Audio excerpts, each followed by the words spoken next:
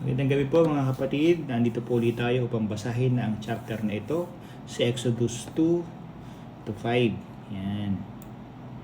Ang isang kwento na nanggaling sa salita ng Diyos, ang Biblia. Ang topic po natin ngayon, ang prinsipe na naging pastol. Kaya mga kapatid, tayo po ay manalangin upang gabayan tayo sa oras na ito upang mabasa natin at maunawaan natin at maisapuso natin at isip ang lahat ng mga nakasaad sa kwentong ito.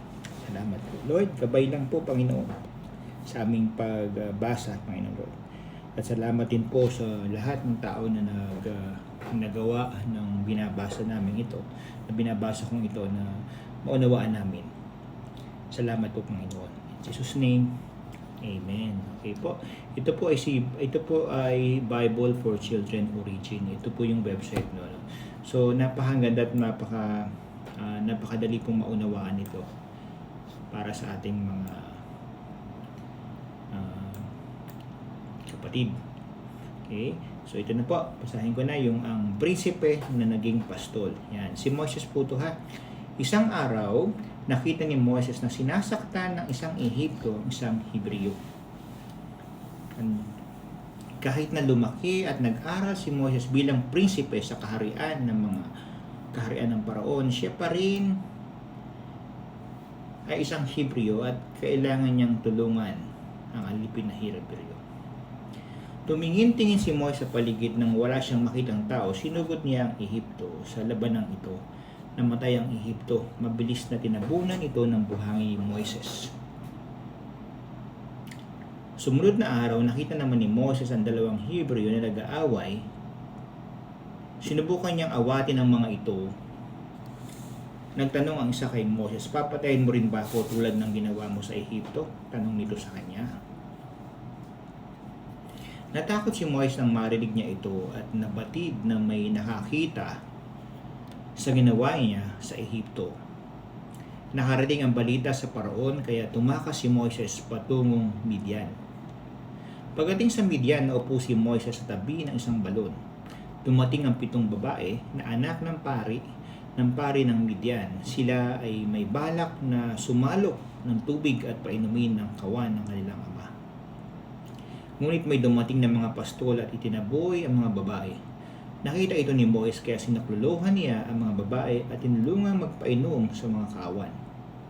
Maaga kayo nakauwi, sabi ni Reuel, ang ama ng mga babae. Pinaliwanag nila ang ginawa ni Moises kaya pinatawag ni Reuel si Moises. Mula noon, doon na nirahan si Moises at ipinakasal niya kay Reuel, ang panganay nitong anak. Samantala, sa Ehipto, namatay na ang Paraon, ngunit dumaraing pa rin ang Hebreo. Sa patuloy na pang-aalipin sa kanila ng mga Ehipto, ang Hebreo ay naghihinagpis at naghihirap. Sila ay nananalangin sa tulong ng Diyos. Narinig ng Diyos ang kanilang mga panalangin. Linggit sa kalaman ni Moises, binabalak ng Diyos na gamitin siya para mapalaya ang mga Hebreo. 40 taon na ang nakalilipas simula nang tumakas si Moises mula sa Ehipto. Siya ngayon ay pastol sa kawan ni Reuel. 40 taon. Tagal po nun ha. Isang araw habang nagpapastol si Moses ay nagpakita sa kanya ang isang apoy na nagmumula sa gitna ng isang mababang punong kahoy. Nagliliyab ang puno ngunit hindi nasusunog. Nagpasya si Moses na alamin ang mga bagay na ito. Nang lalapit na si Moses, sinawag siya ng Diyos, buhat sa nagliliyab na punong kahoy. Moises, Moises, nandito ako, sagot niya. Sinabi ng Diyos, huwag kang lumapit. Hubarin mo ang iyong sandalyas sapagkat banal na lugar ang kinatatayuan mo. Papupuntahin kita sa Paraon upang ilabas mo sa Ehipto ang aking bayang Israel, sinabi ng Diyos.